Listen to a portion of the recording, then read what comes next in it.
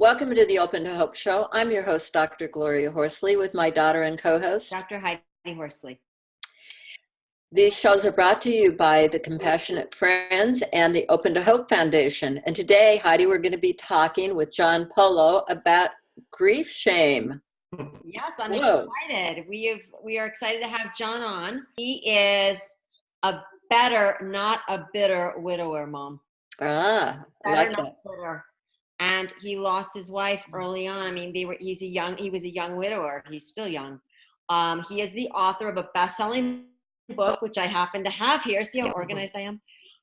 And it is called Widowed, Rants, Raves and Randoms. It's awesome. It's very well written. It's funny. You can pick it up and read it anywhere. His wife, Michelle, died, so it's basically dedicated to her. And John is an author, a blogger, a speaker, and a life coach. Like I said, I would highly recommend this book, and we're going to talk a little bit about it today and about what it's like to be a widower. We dated for a year. We broke up. Again, we lived about 2 hours away at this point, so we lost all communication for about 8 years. Reconnected, planned to spend the rest of our lives together. 2 years after that, she got sick. They thought it was stage 4 kidney cancer. It turned out to be an extremely rare form of sarcoma. She had it for 2.5 years before she passed away, and she passed away January of 2016. Wow. So you were together nearly 5 years. And how old was she when she died? Diagnosed at 27, passed away just after she had turned 30. Wow. So here you are at 30 years old, and you are a widower. Yep, I was 31 when she passed. Yeah, I found myself a widower at 31. Pretty much knew I was going to be a widower at 28. We weren't given much hope from the start.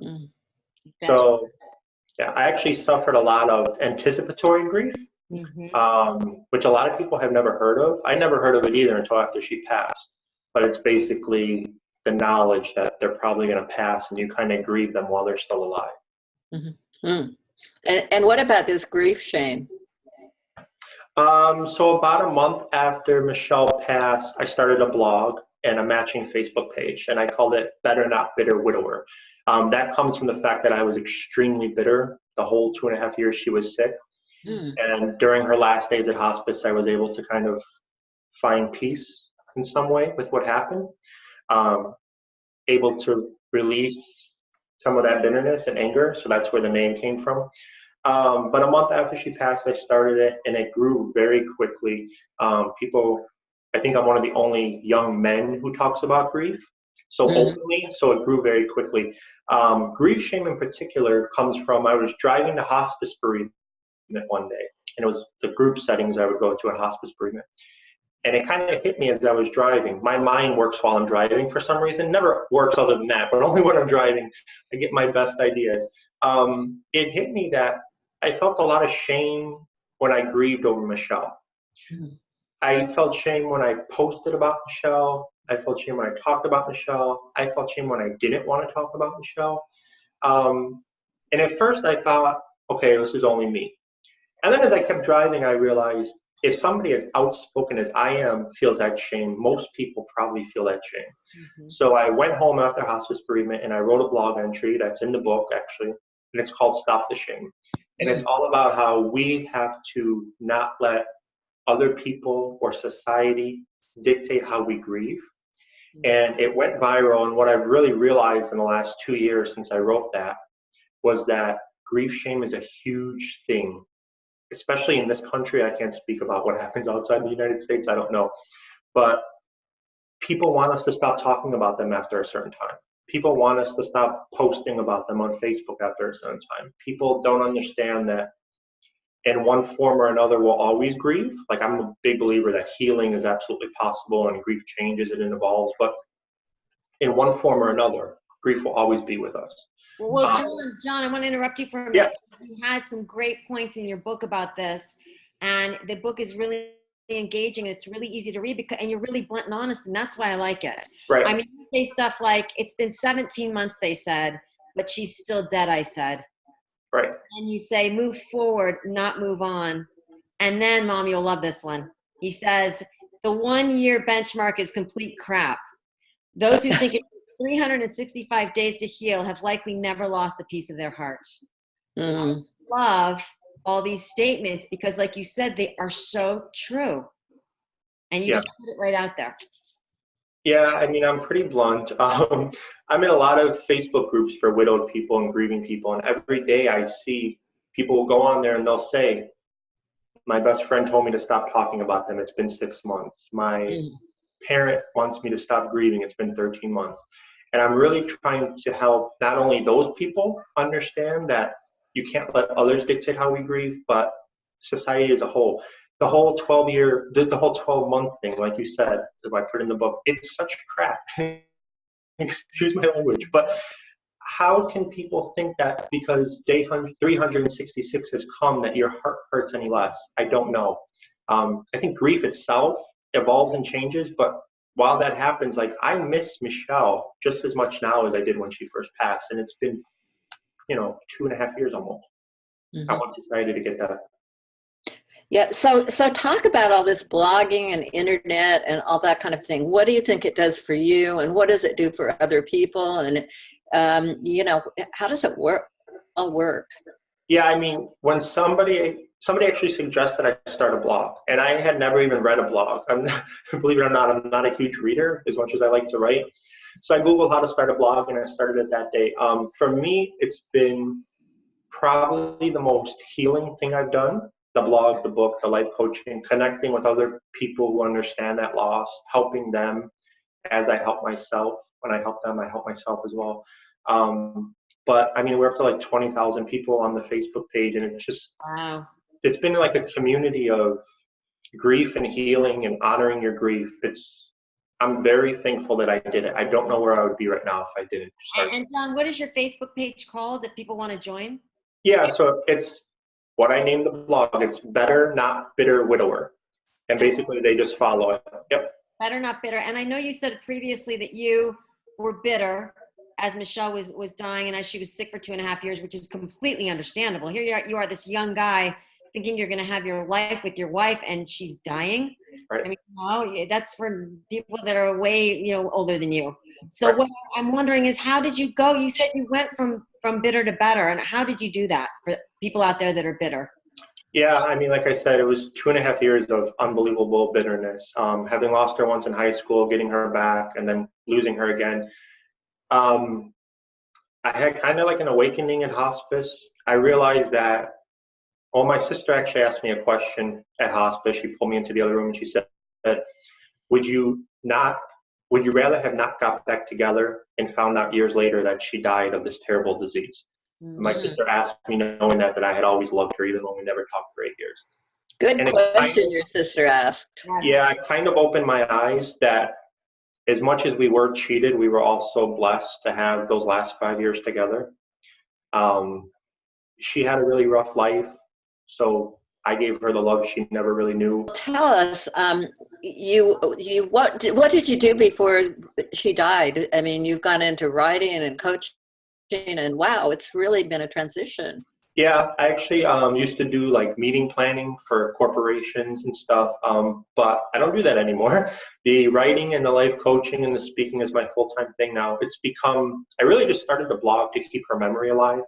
Michelle would say, everyone's going to forget about me. And that was my purpose. And since it's just become an unbelievable passion, that's really all I want to do. Uh-huh. Somebody asked me what my hobbies are. I'm like, this is my hobby. So tell us about some of your tips for somebody who's had a loss. I think one of the number one tips is don't question your emotions. So many of my life coaching clients, well, I'm angry. How do I get over that? I say, okay, you have to experience the anger first. It's normal to be angry. It's normal to be sad. It's normal to cry your eyes out. You have to really honor the grief as it comes in order to work through it. The other thing I like to tell people is, when you have a really profound loss of a child, loss of a parent, loss of a spouse, you really do feel like you're going to die. Mm-hmm. It's like this deep, intense stabbing pain that you don't think you will ever be able to work through. And I really try to tell people, just focus on survival first, because eventually you will be able to live again. It takes time. and you're always going to hurt, but in time you'll be able to live again. That's my biggest thing, because I thought I was going to die. If we're being honest, the end of my book talks about how I was going to take my life. I just couldn't. I had no hope. I was completely hopeless, and the pain was too much. And that's one of the really unspoken things about profound loss. No one wants to talk about that people get that to that point. And I want to kind of be the voice for those people. Like, if you just keep holding on, you can find yourself again. You can find some form of happiness. To organizations like yours and like ours, and reach out to you as a coach. I mean, don't try to take the journey alone. Reach out to someone that's been through the journey so that they can take your hand and help you through it. That's so important. You do. There's so many resources out there. I mean, I think I'm a phenomenal resource. You guys are phenomenal resources. There's so many things out there. When she was sick and dying, the whole time I thought I was the only 30-year-old in the history of the world to ever have been through this. And then I realized, no, like, there's a huge community of support. People need to tap into it. And like you said, read books, find social workers, life coaches, all this type of stuff. Do you remember did you have a turning point, or what got you through this feeling like you wanted to even take your own life? Do you remember any specific? I think the question my sister asked me was the start. And then at that point, Michelle was still coherent. My sister asked me in a separate room. And then once Michelle went into like a coma-like state, the last week of her life, I wrote her eulogy. And then I started to write a different book, not the one I have out now. And I think writing that stuff reminded me how lucky I was to have her for the time I did, and what an amazing person she was. And I confided in her that I didn't want to live anymore. And she would tell me, no, you are going to. You are going to stay, and you're going to be okay. So I really just listened to her voice. It sounds to me, Heidi, like he got into gratitude. I think so too. I was thinking that earlier. It's funny you said that, Mom, because when he said, look, I'm poorer for having lost her, but I'm richer for ever having known her. Right. Basically said, I'm just happy that we had the time we had together, right. Which is amazing. And I love that. And I feel the same way about my brother. Although he died at 17, I'm richer for having known him for 17 years. Right. We had them, and we're profoundly changed because they were in our lives. You wouldn't be the person that you are right now had never been in your life. You're a better person because you knew her. I agree. Definitely. How can I get a hold of you? How can I go on your Facebook? What's your coaching look like? Tell me about that. Yep. So the Facebook page, which has 20,000 followers, it keeps growing, is Better Not Bitter Widower. The website is the same, so betternotbitterwidower.com. I'm also on Instagram. Life coaching, I offer probably the most unique life coaching available. We do talk about grief and healing, but we also talk about everything else, dating, parenting. I really try to connect with my clients on like a soul level, and let them know that they can get through it and that there's hope out there. So if somebody wants to be interested in that, they can go to my website and shoot me an email, and we can get something set up. Give us your website. www.betternotbitterwidower.com. All right. Well, John, thank you so much for being on the show today. It's fantastic. And I think it's great what you're doing. And it's wonderful to see somebody take that energy and move it into helping other people. It's awesome. Thank you. I appreciate it. I agree. I love everything you're doing. And I know that Michelle is your guiding light. And I just want to give another plug for this book, Widowed, Rants, Raves and Randoms. It's really hysterical. It's very blunt. It's very honest. You will laugh, you will cry, and you will identify with the reality of finding hope after loss. Thank you, John, so much. And John, where do we get the book? On your website? Is it other places? So they can't actually buy it on my website. They can get it on Amazon or Barnes & Noble. All right. So go to Amazon and Barnes & Noble. Well, we want to thank everybody for watching our show today. And we want to thank you so much for being on, John. Thank you, guys. And Heidi and I, and I'm sure John, want to remind you that if you've lost hope, please lean on ours until you find your own, and visit us at opentohope.com, and God bless.